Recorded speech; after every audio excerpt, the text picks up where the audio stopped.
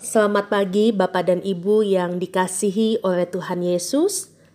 Pagi ini kita boleh berjumpa di dalam kebaikan dan juga penyertaan Tuhan untuk kembali bersama-sama memuji dan juga merenungkan sabdanya. Saya mengajak kita menyanyikan NKB 127, Ya Tuhan Kaulah Penebus.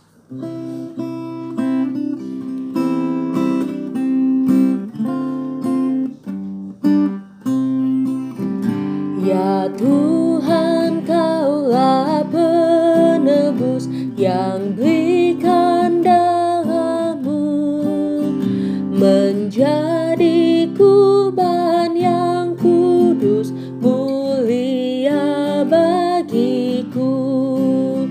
Kendati jalan hidupku berliku dan berat, Engkau benarlah panduku dan aku tak sesat.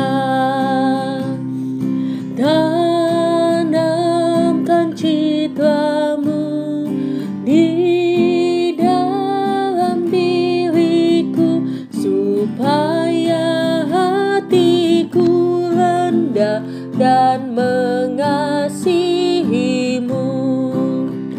Meskipun diriku lemah, hatiku tak gentar, sebab Kau Tuhan adalah penolong yang benar. Kuatkan jiwaku tetap, inilah doaku. Genggamlah tanganku erat sepanjang jalanku. Tanamkan citra-Mu di dalam diriku supaya hatiku rendah dan mengasihi-Mu.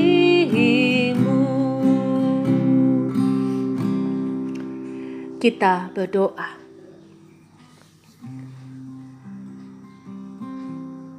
Kami sungguh bersyukur Tuhan untuk kebaikan-Mu yang masih boleh kami rasakan pada pagi hari ini. Dan kami bersyukur karena melalui pujian ini kami diingatkan agar citra Tuhan sungguh boleh tertanam di dalam hati setiap kami. Sehingga apa yang kami pikirkan, katakan, bahkan perbuat, semuanya boleh menunjukkan cinta kasih Tuhan yang Kau nyatakan bagi setiap kami dan kami bagikan kepada sesama. Terima kasih Bapa. Kami menyerahkan setiap kami saat ini pun ketika firman Tuhan akan kami renungkan di pagi ini, supaya firman itu sungguh boleh menjadi panduan di dalam kehidupan kami. Di dalam nama Tuhan kami Yesus Kristus kami berdoa. Amin. Yakobus 2 ayat 1-4 firman Tuhan berkata, Saudara-saudaraku, sebagai orang yang beriman kepada Yesus Kristus, Tuhan kita yang mulia, janganlah iman itu kamu amalkan dengan memandang muka. Sebab jika ada seorang masuk ke dalam kumpulanmu dengan memakai cincin emas dan pakaian indah, dan datang juga seorang miskin ke situ dengan memakai pakaian busuk, dan kamu menghormati orang yang berpakaian indah itu dan berkata kepadanya, silakan Tuan duduk di tempat yang baik ini. Sedang kepada orang yang miskin itu kamu berkata, berdirilah di sana, atau duduklah di lantai ini dekat tumpuan kakiku. Bukankah kamu telah membuat pembedaan di dalam hatimu dan bertindak sebagai hakim dengan pikiran yang jahat? Saudaraku yang terkasih, Surat Yakobus ini seakan ingin berkata bahwa begitu seriusnya ketika kita memandang muka dan kita akan menjadi orang yang berdosa. Kenapa? Kita tidak boleh memandang muka karena Allah sendiri tidak pernah memandang muka. Orang Kristen itu sedapat mungkin harus mencerminkan Allah, menjadi imitasinya. Kalau Allah saja tidak memandang muka, maka kita pun sebagai orang percaya, janganlah kita memandang muka sesama kita. Bahkan dikatakan, sebab kalau ada seseorang masuk ke dalam kumpulanmu dengan memakai cincin emas dan pakaian indah, dan masuk juga seorang miskin ke situ dengan memakai pakaian buruk.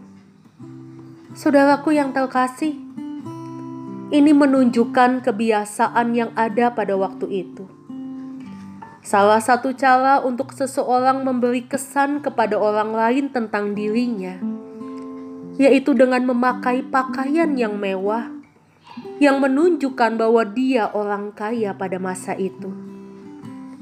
Kebiasaan lainnya dengan mengenakan cincin ke semua jari, baik tangan kanan maupun kiri, kecuali jari tengah.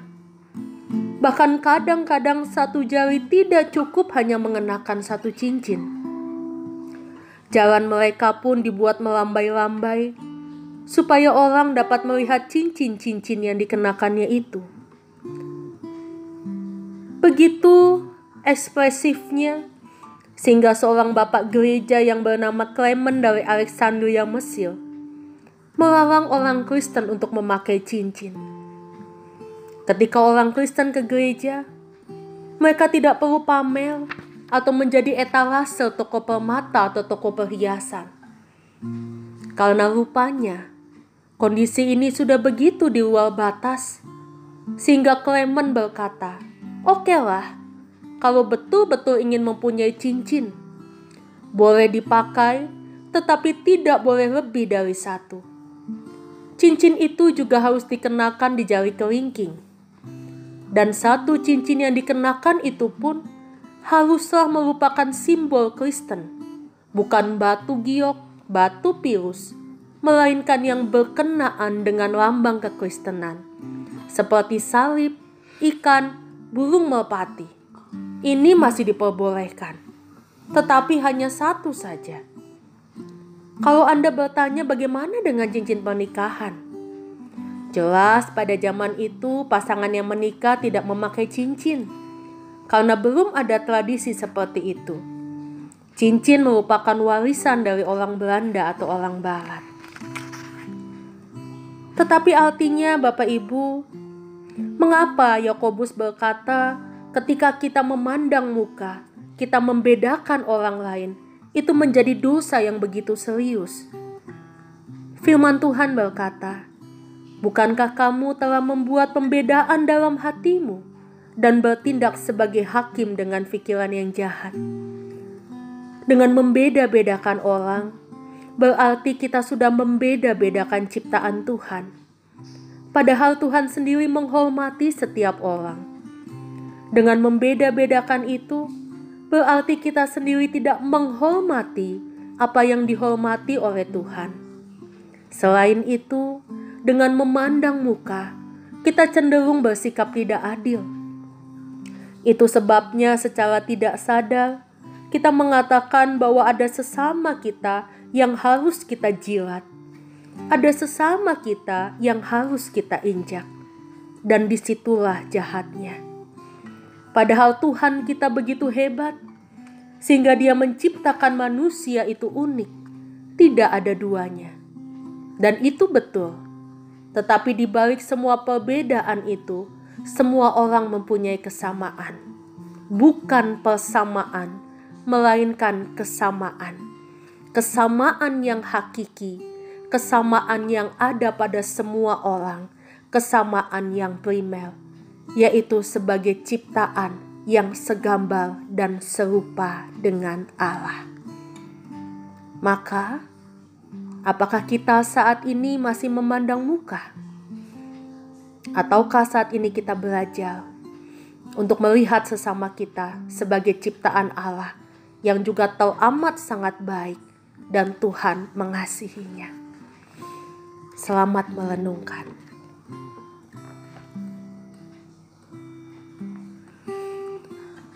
Bapak Ibu yang dikasihi Tuhan, saat ini saya akan memberikan waktu bagi Bapak Ibu untuk menaikkan doa secara pribadi.